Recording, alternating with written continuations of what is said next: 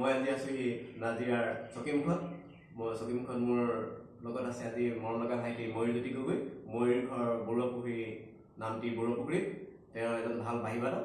তেওঁৰ বৰ্তমান চকীমুখৰ ITI কলেজৰ ডিজেল মেকানিকৰ ছাত্ৰ। ময়ূৰ, কোৱা তোমাৰ বিষয়ে কোৱা। নমস্কাৰ, মোৰ নাম ময়ূৰজ্যোতি গগৈ।